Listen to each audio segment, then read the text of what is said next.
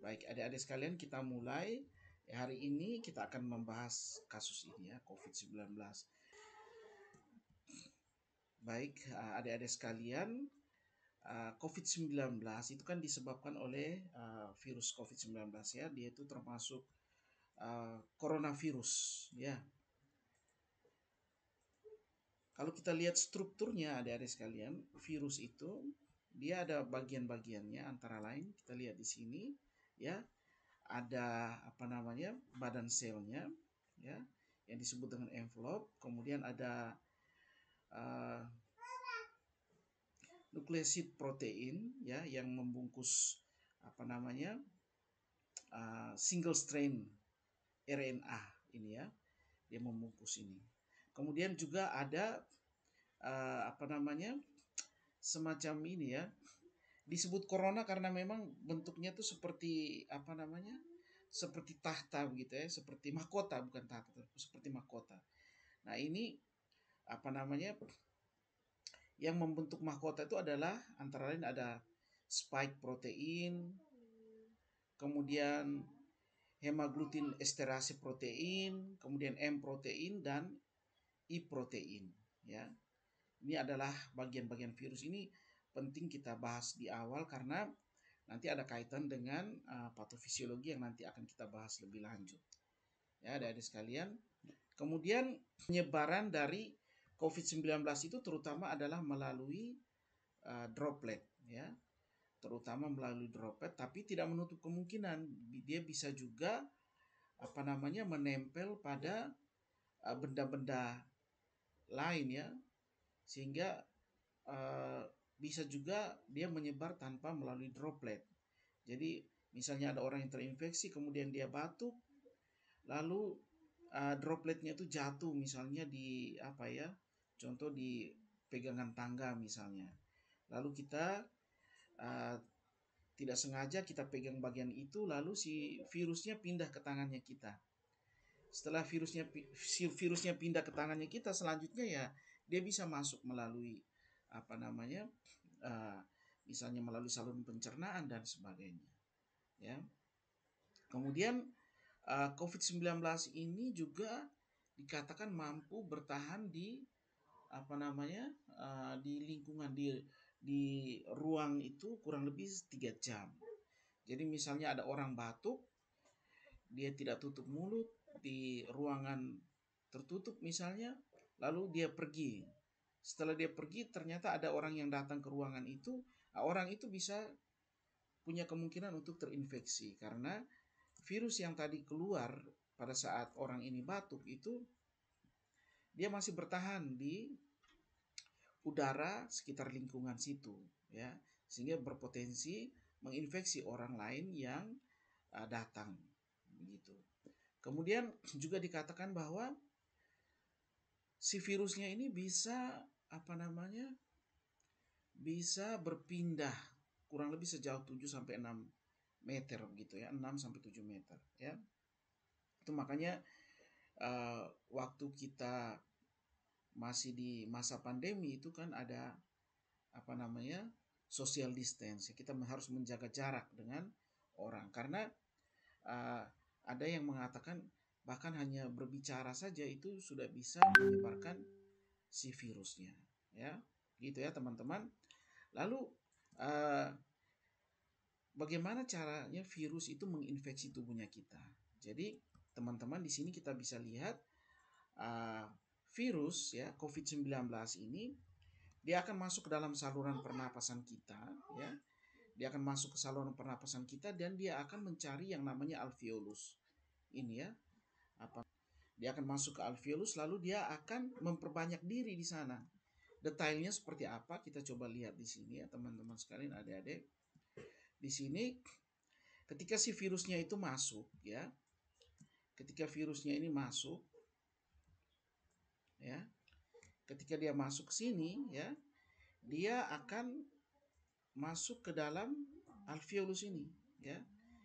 Ini maksudnya kantong-kantong kecil ini alveolus ini ya teman-teman. Dia akan masuk ke dalam alveolus. Kemudian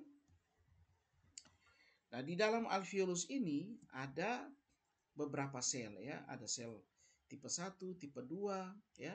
Sel tipe 1 itu yang membentuk dinding alveolus, ya.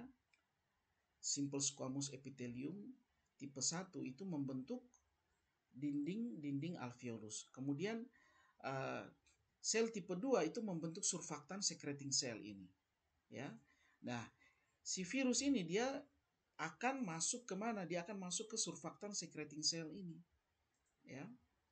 Nah, surfaktan secreting cell ini sangat penting sekali teman-teman di dalam alveolus. Karena apa? Karena dia menghasilkan satu cairan yang kita sebut dengan surfaktan, ya.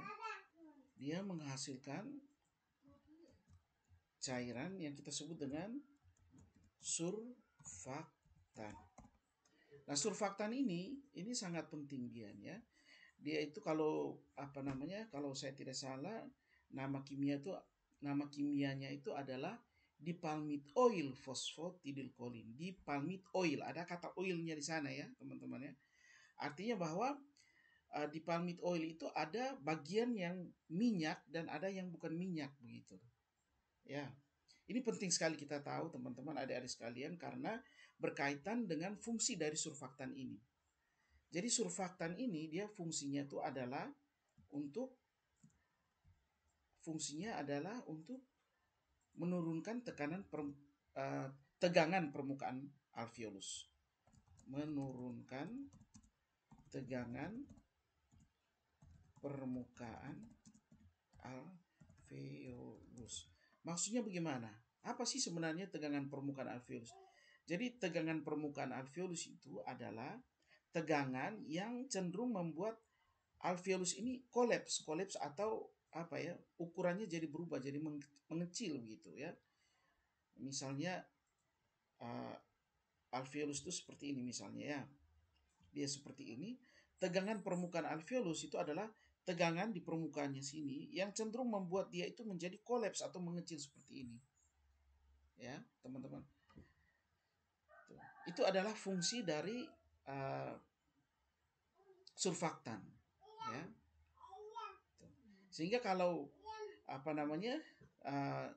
sel ini terserang oleh virus lalu dia mati, maka pasti produksi dari surfaktan ini akan berkurang, ya. Pasti produksi dari surfaktan akan berkurang. Nanti kita akan lihat lebih detail di sebelahnya. Nah, ini saya ambil contoh satu sel surfaktan, ini saya ambil, ya. Lalu kita coba lihat detailnya, peristiwa di mana sel virus itu masuk ke dalam sel lalu mulai menginfeksi surfaktan secreting cell.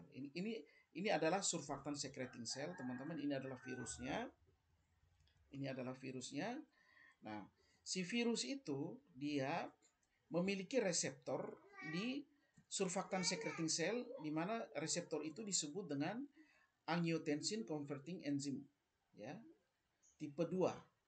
Ya, disebut dengan angiotensin converting enzyme tipe 2, ya. Dia memiliki reseptornya di situ, di dinding sel surfaktan secreting cell ini, ya. Lalu ketika si virusnya itu masuk ke dalam alveolus, spike proteinnya si virus itu kemudian akan menempel di reseptornya seperti ini, ya. Jadi si spike protein itu bentuknya itu harus sesuai dengan reseptornya ini. Kalau bentuknya tidak sesuai, mereka tidak akan saling berikatan, ya. Dia bentuknya harus sama. Kalau tidak, nanti dia tidak akan berikatan, ya. Nah, dia akan berikatan seperti ini. Lalu dengan cara ini dia mulai perlahan-lahan dia akan masuk ke dalam sel dengan cara endositosis. Maksudnya endositosis itu seperti apa? Ini saya sudah download satu video, teman-teman bisa lihat. Ini adalah peristiwa endositosis. Coba kita lihat sama-sama, ya. Sometimes, a particle that the cell needs to bring in is too big to pass through the membrane. In such cases, the cell can do endocytosis. During endocytosis, the cell membrane encloses the particle that the cell wants, trapping it. The membrane then pinches off to form a vesicle with the particle inside. The vesicle. Oke, ini disebut dengan peristiwa endositosis, ya teman-teman. Nah, itu yang dimaksud dengan ini. peristiwa detail ini ya. Ini saya tidak buat animasinya, tapi teman-teman saya harap bisa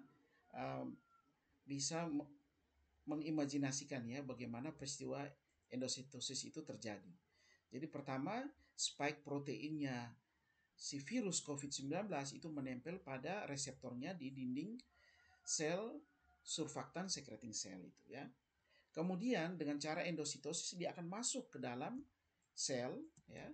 Kita lihat ini dia sudah masuk ke dalam sel. Di dalam sel ini dia ada di dalam satu vesicle gitu. Jadi dia ada di dalam satu kantong. Ya, kantong ini kita sebut dengan vesicle. Ya. Nah, kemudian apa yang dia lakukan di dalam sel ini, teman-teman? Di dalam sel dia akan mengeluarkan RNA-nya. Si RNA ini kemudian dia meminjam ribosomnya surfaktan secreting cell ya. Ribosomnya surfaktan secreting cell ini. Ini adalah ribosomnya surfaktan secreting cell. Dia pinjam. Ribosom surfaktan secreting cell itu dia bisa ada di plasma atau dia melekat di retikulum endoplasma ini. Ya, dia bisa pakai dua-duanya, yang melekat di retikulum endoplasma maupun yang bebas di sitoplasma ini dia bisa pakai, dia pinjam untuk apa? Untuk apa namanya? Mengubah RNA ini menjadi poliprotein. Jadi ini adalah protein-protein yang dibentuk dari RNA dengan meminjam ribosom dari surfaktan secreting cell. Di mana ya poliprotein ini kemudian nanti dipakai untuk apa? Untuk membentuk spike-spike ini tadi yang merupakan bagian dari apa namanya? Merupakan bagian dari virus ya. Ini ya. Dipakai untuk membentuk bagian-bagian dari virusnya.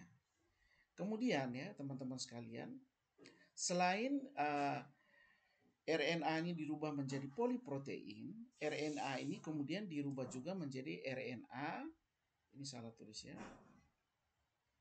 ini RNA dependent RNA polymerase ya. Ini adalah enzim yang dipakai untuk apa? Untuk memperbanyak RNA-nya si bakteri. Ya. Dipakai untuk apa? Untuk memperbanyak RNA-nya bakteri. Jadi ribosom ini ya, ribosom tubuhnya kita yang ada di dalam alveolus itu, yang di dalam lebih detailnya di dalam surfaktan secreting cell itu dipakai oleh virus untuk apa? Untuk memperbanyak dirinya sendiri atau untuk memproduksi bagian-bagian dari selnya. Kemudian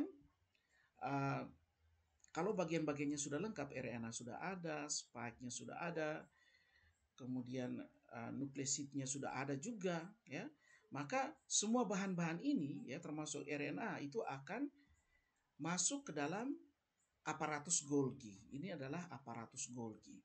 Jadi sekali lagi ya teman-teman, setelah semua bagian virus ini masih terpisah ini di sini nih. Semua bagian virus ini sudah terbentuk ya. Maka semua bagian virus ini termasuk RNA-nya ya akan masuk ke dalam aparatus Golgi ini. Ya. Nah, di dalam aparatus Golgi ini ya semua bagian virus ini kemudian disatukan sehingga dia menjadi virus yang baru. Ya, dia akan menjadi virus yang baru. Kalau sudah jadi virus yang baru, dia akan keluar dari aparatus Golgi ya, masih di dalam vesicle ini ya, kantong ya. Vesicle itu sama dengan kantong. Kemudian dia bergerak ke dinding sel. Sampai di dinding sel dia akan dikeluarkan dari surfaktan secreting cell dengan cara eksositosis. Ya, sekali lagi ya. Jadi si virus yang tadi keluar dari aparatus Golgi ini kemudian bergerak ya ke dinding sel, lalu dengan cara eksositosis dia akan keluar dari surfaktan secreting cell. Nah, pada saat itu ya selnya akan mengalami kematian. Ya, setelah sel dipakai untuk memproduksi virus sebanyak-banyaknya, sel kemudian akan mati. Nah, jadi eksositosis ini dia kebalikan dari endositosis. Ya. Sekali lagi, jadi eksositosis ini kembalikan dari endositosis. Jadi coba kamu perhatikan di sini teman-teman. Nah, ini kan ketika dia di dalam sel, dia masih di dalam vesikel atau masih di dalam kantong. Ketika dia mau dikeluarkan dengan cara eksositosis, ya, vesikel ini kemudian nanti bergabung dengan dinding sel dari surfaktan secreting cell. Lalu yang keluar itu virusnya atau vesikelnya sudah tidak ada lagi, karena vesikelnya nanti bergabung bersama dengan dinding selnya surfaktan secreting cell. Ya, dengan cara seperti itu virusnya diperbanyak. Ya, oke. Jadi setelah virusnya ini diperbanyak, nah sel ini akan mati. Ya, surfaktan secreting cell ini akan mati. Ya, tapi nanti kematian dari surfaktan secreting cell ini akan diperberat dengan kehadiran neutrofil. Nanti kita akan lihat ya teman-teman. Proses infeksi yang terjadi di dalam alveolus ini kemudian akan menghasilkan reaksi inflamasi yang selanjutnya itu menyebabkan munculnya masalah keperawatan. Ya, coba kita lihat ini ya. Yang pertama itu adalah gangguan pertukaran gas. Gangguan pertukaran gas ini terjadi dengan 3 cara ya. Kita coba lihat. Ya. Kita lihat yang pertama. Ini teman-teman bisa lihat di sini.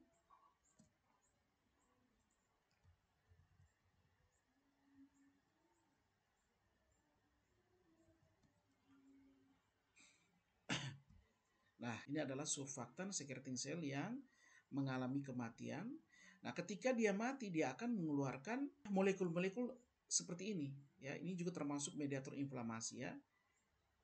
Yaitu antara lain ada damage associated molecule protein. Bukan protein tapi pattern ya. Jadi apa namanya? Dia akan mengeluarkan molekul ini bersama dengan sitokinin. Ya. Lalu dua molekul ini bergerak ke makrofag. Ini adalah makrofag ya teman-teman. Dia akan menyebabkan si makrofag ini mengeluarkan lebih banyak lagi mediator inflamasi. Yaitu ada antara lain ada interleukin 1, interleukin 6, interleukin 8, dan tumor nekrotik faktor. Ya.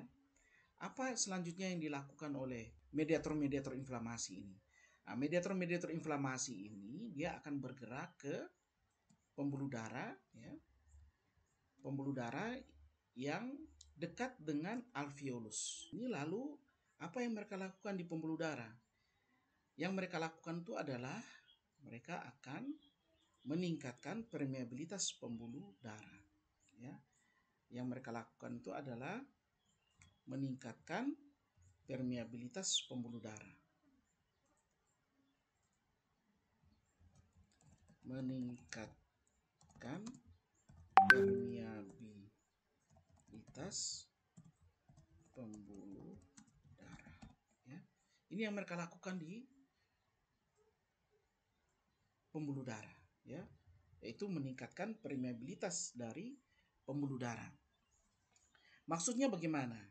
Jadi ketika mediator inflamasi ini berikatan dengan reseptornya di endothelial cell pembuluh darah ini, ya, maka yang terjadi adalah endothelial cell ini akan berkontraksi. Nah, ketika sel itu berkontraksi, dia akan menjadi semakin kecil atau semakin pendek ya. Ini jadi semakin kecil, ya.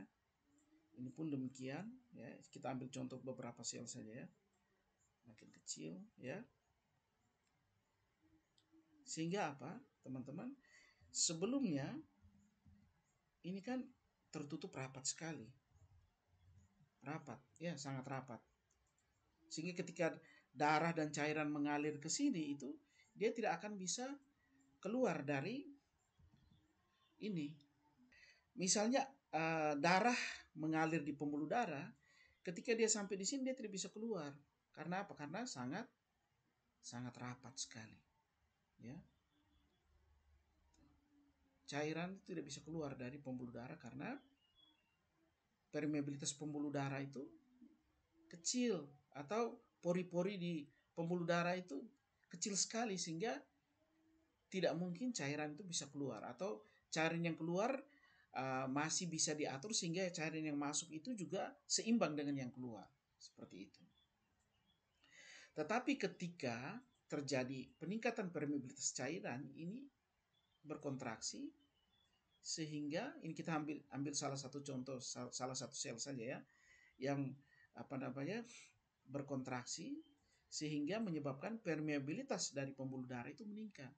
Pori-porinya terbuka sehingga setiap kali cairan lewat bersama darah di sini dia akan keluar.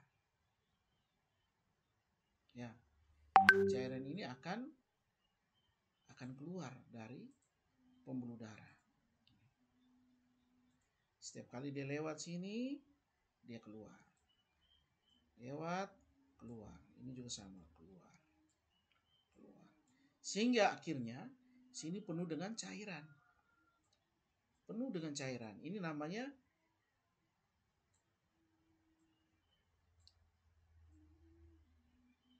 udem paru, ya. Udem paru itu bisa terjadi karena udem di interstisial. Ini adalah udem di interstisial, ya. Jadi antara jaringan dengan jaringan atau antara sel dengan sel, ya.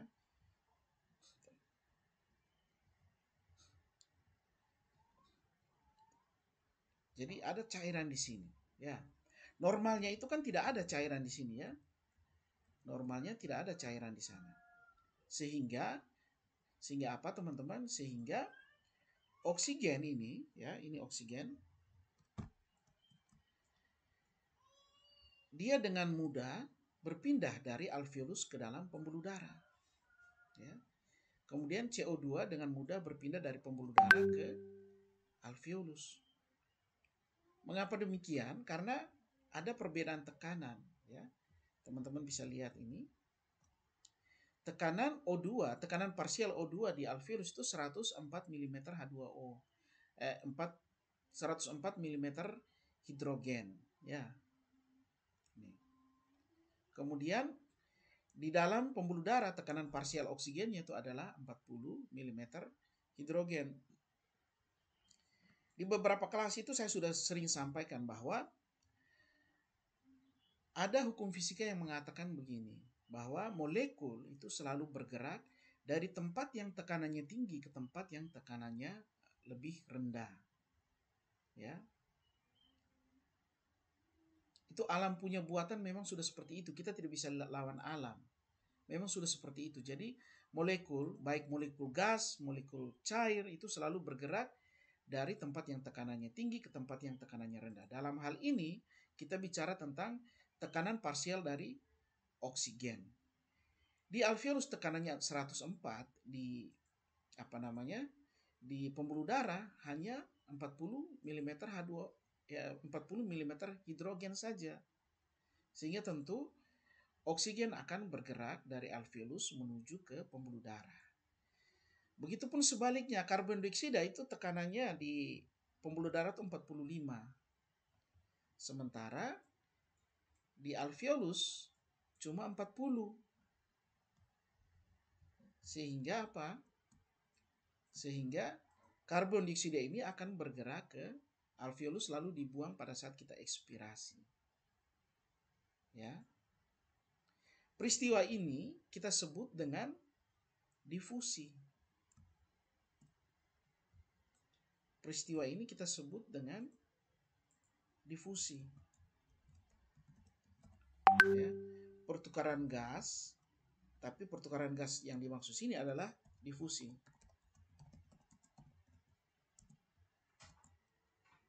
Kenapa ini penting? Karena ada pertukaran gas yang bukan difusi, yaitu pertukaran gas yang terjadi karena ventilasi.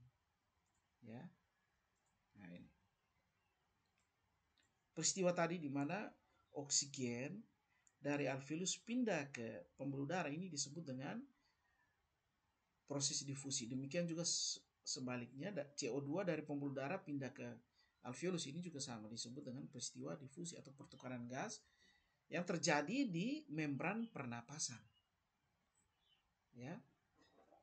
Sampai di sini paham, teman-teman, adik-adik sekalian?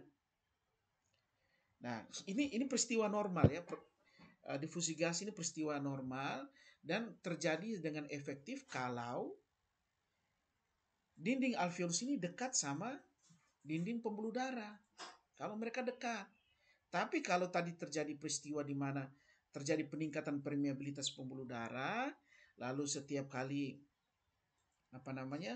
setiap kali darah lewat di ini pembuluh darah, sebagian cairannya itu kemudian bocor ke sini, ini juga bocor ke sini, maka di sini akan penuh dengan cairan. Akibatnya ini semakin tebal membran pernapasannya, ya. Ya. Ini sorry ya.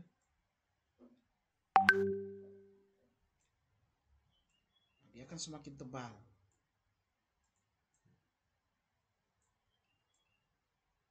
Ya. Ini semakin tebal.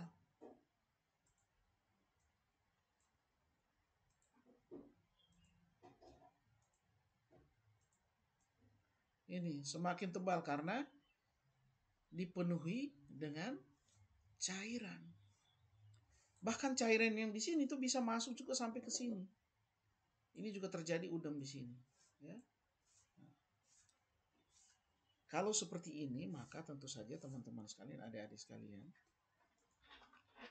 oksigen dari alveolus ini mau pindah ke sini pasti setengah mati sekali karena dia harus lewat di cairan lagi, ya.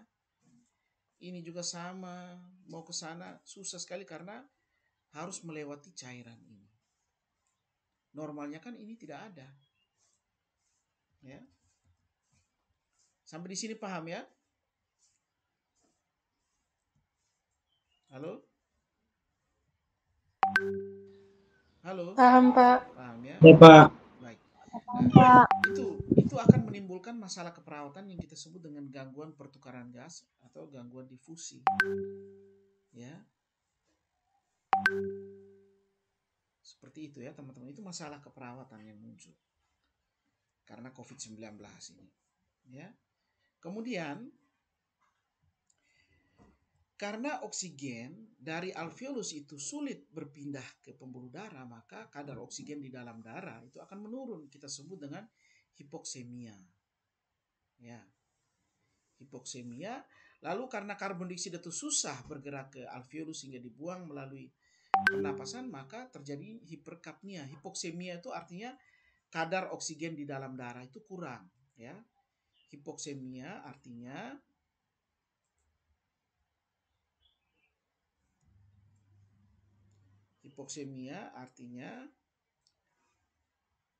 kadar oksigen darah kurang.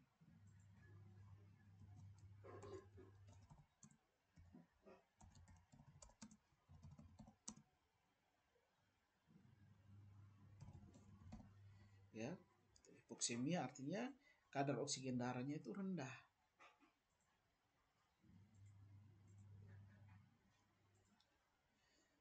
Sementara hiperkapnia, ya, hiperkapnia ini artinya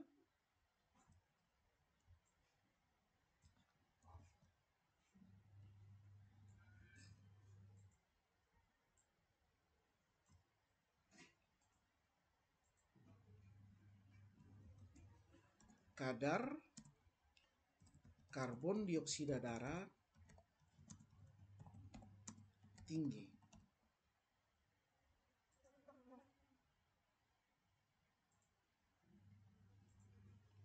Ya.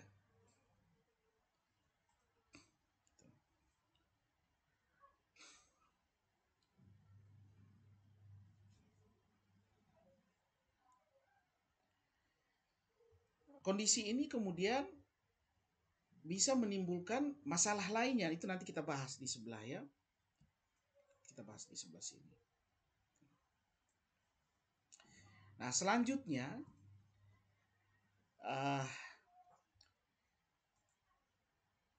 peristiwa lain yang kemudian bisa mengganggu proses difusi gas itu adalah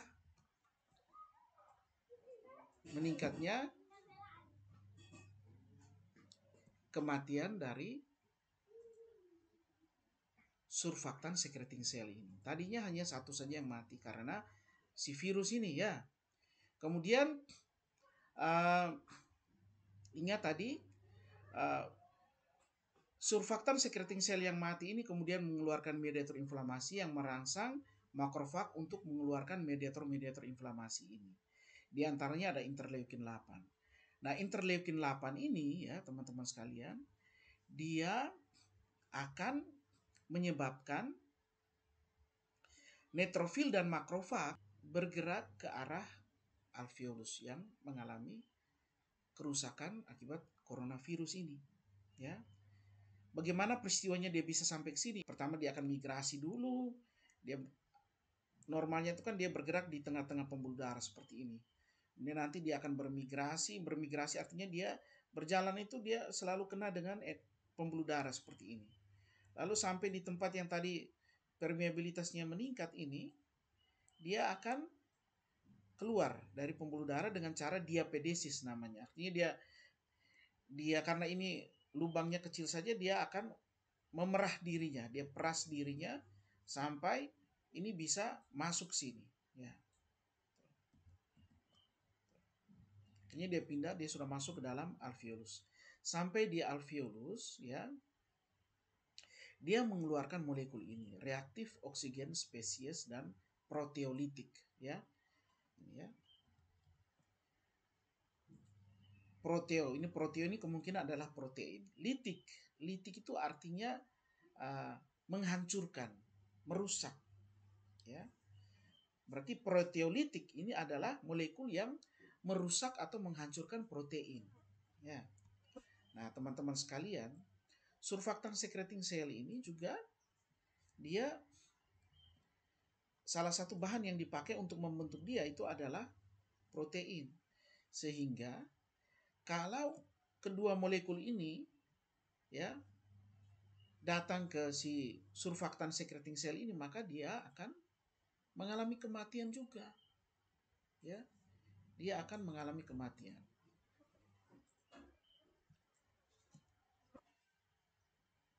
Dengan cara seperti ini, semakin banyak surfaktan di dalam alveolus itu akan mengalami kerusakan. Akibatnya apa? Produksi surfaktan akan menurun. Ya, tadi di awal saya sudah jelaskan bahwa surfaktan itu tugasnya adalah untuk mengurangi tegangan permukaan alveolus. Jadi permukaan alveolus ini dia ini tegang sekali. Tegang. Karena apa tegang? Karena ada gaya tarik menarik antara molekul air dengan molekul air di sini. Ya, kenapa muncul gaya tarik antara molekul air dan molekul air? Karena molekul air bertemu dengan molekul udara. Itu sudah hukum alamnya begitu. Jadi kalau molekul udara ketemu sama molekul air itu akan saling tarik menarik begitu. Ya, jadi di permukaan alveolus ini tidak kering, dia ada sedikit cairan yang membuat dia itu lembab. Ya, dimana cairan itu nempel di dinding-dinding alveolus ini. Nah, sehingga ketika kita bernapas udara datang, kalau bertemu langsung dengan molekul air, maka molekul air ini akan saling tarik menarik sehingga tegangan permukaan alveolus ini akan meningkat. Di mana tegangan permukaan alveolus ini cenderung membuat alveolus semakin kecil. Ya, dia akan semakin kecil. Nah, surfaktan secreting cell itu tadi saya bilang ada bagian yang minyak dan ada bagian bukan minyak gitu ya. Nah, teman-teman sekalian, bagian yang bukan minyak ini kan tadi saya bilang di sini ada air-air ya, ada molekul air di sini di dinding-dinding alveolus ini. Jadi bagian yang bukan lemak itu dia akan tenggelam di dalam molekul air itu. Sementara bagian yang minyak dia akan ada di permukaan air, sama seperti yang pernah kamu lihat di dalam kehidupan kalian sehari-hari, di mana kita melihat minyak ketika diteteskan ke air dia akan berada di permukaan air. Ini sama, surfaktan juga begitu. Bagian yang minyak itu dia akan berada di permukaan air yang ada di dinding-dinding alveolus. Sehingga ketika udara datang, udara tidak ketemu langsung dengan air, tapi ketemu dengan minyak itu. Dengan cara seperti itu, tegangan permukaan alveolus itu akan dikurangi.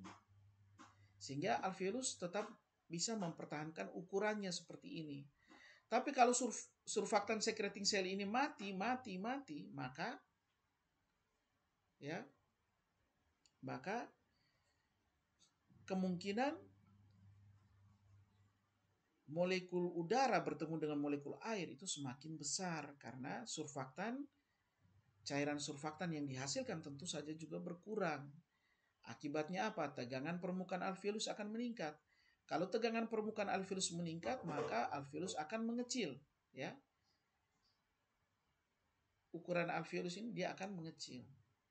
Jadi misalnya ini ya, nah ini misalnya alveolus tadi ya. Misalnya ini alveolus.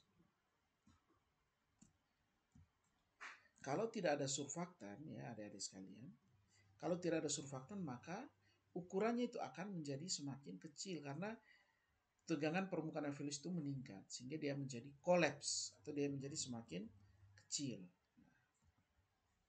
Kalau dia semakin kecil ya teman-teman bisa ingat kembali namanya hukum Boyle.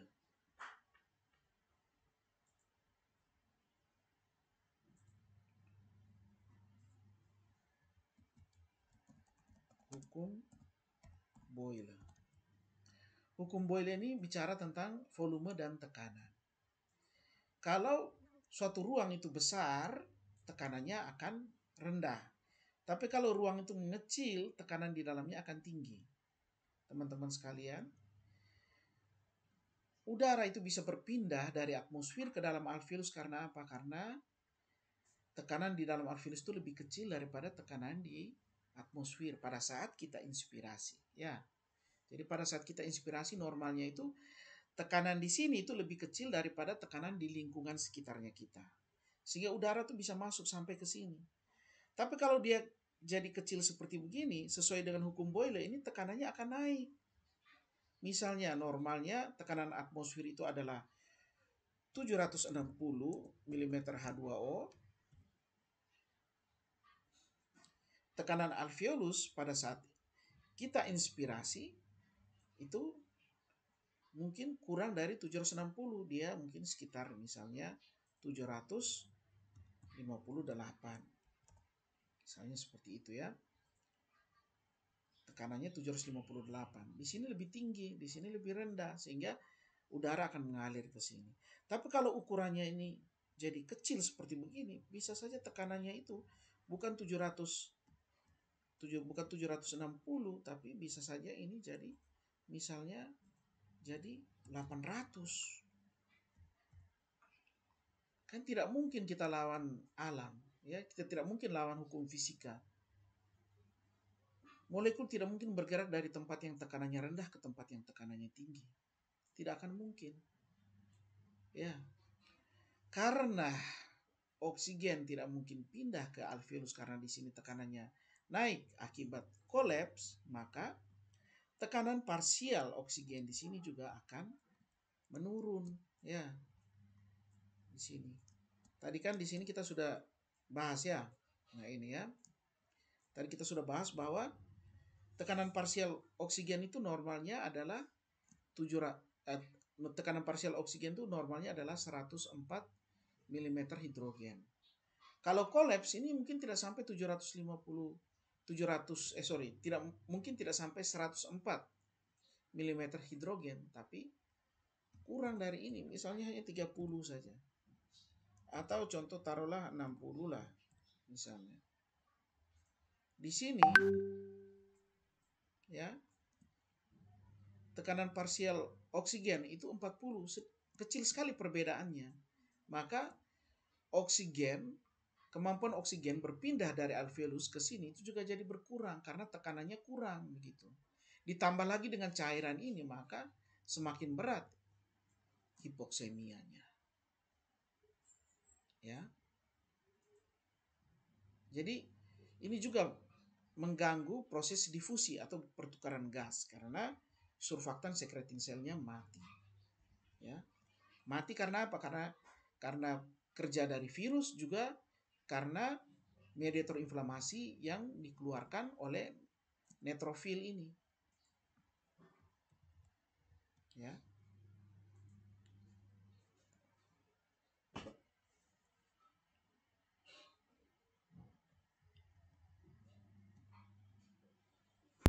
Jadi gangguan pertukaran gas itu terjadi karena dua hal ini. Ditambah lagi satu ini adalah konsolidasi. Ini sama seperti pneumonia, ya. Terjadi konsolidasi. Jadi sel-sel yang mati, kemudian tadi cairan sudah masuk ke sini ya, ditambah dengan sel-sel yang mati, akhirnya buat apa? Buat ruangan ini itu tidak kosong lagi. Tadinya itu ruang kosong berisi udara, ini sudah jadi agak padat karena ada cairan, ada sel-sel yang mati. Itu yang disebut dengan konsolidasi. Kalau seperti itu, bagaimana pertukaran ini bisa terjadi? Pasti tidak bisa terjadi. Ya. Jadi 3 hal itu yang membuat gangguan difusi gas. Ya. Kemudian masalah keperawatan lain yang muncul adalah gangguan pola napas ini. Ya. Ini.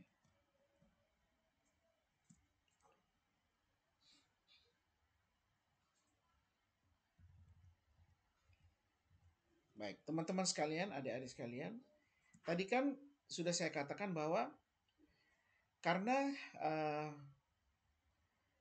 udem paru ya, peningkatan cairan di interstisial dengan di dalam alveolus, ditambah lagi dengan kolapsnya alveolus, ditambah lagi dengan konsolidasi, sehingga proses difusi itu terganggu.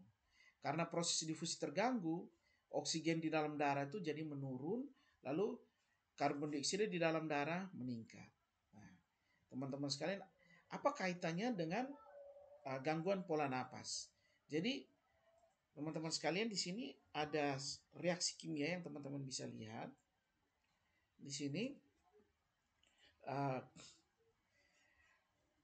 karbon dioksida yang meningkat di dalam pembuluh darah itu dia akan bereaksi dengan H2O, ya.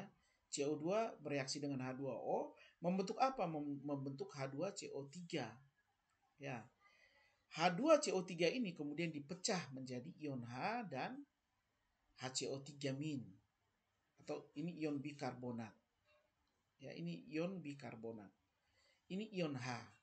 Ion H ini ya, ini H ini teman-teman sekalian. Dia punya 2 efek. Efek yang pertama, kalau ion H ini meningkat, maka pH darah akan turun. Ya.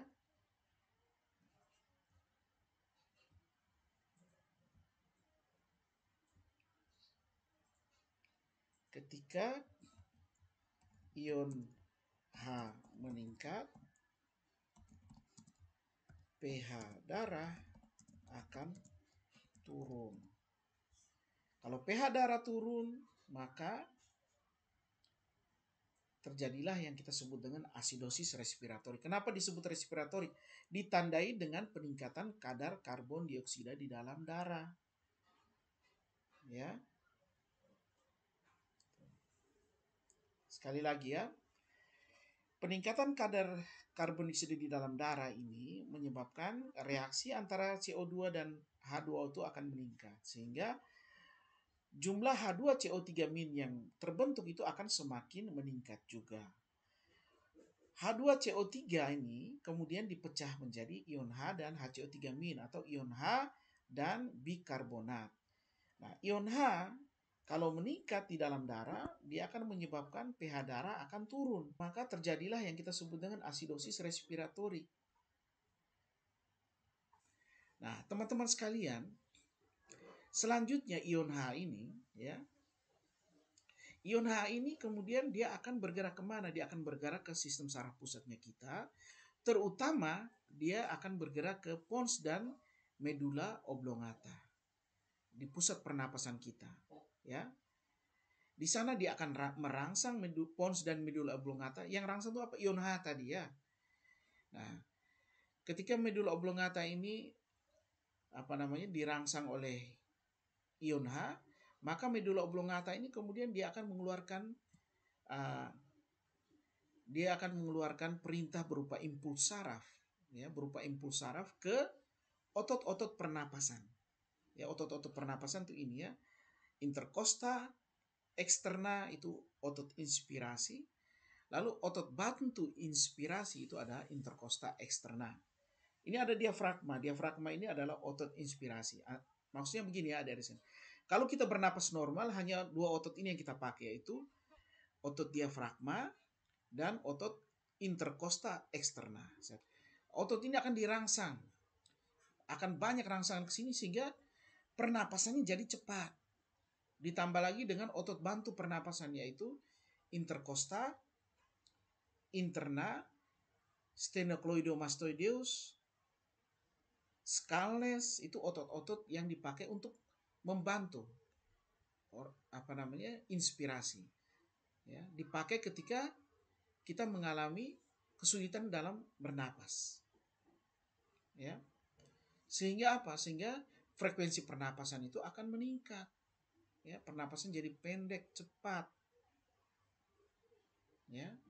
Nah, itu yang kemudian memunculkan masalah keperawatan berupa gangguan pola napas.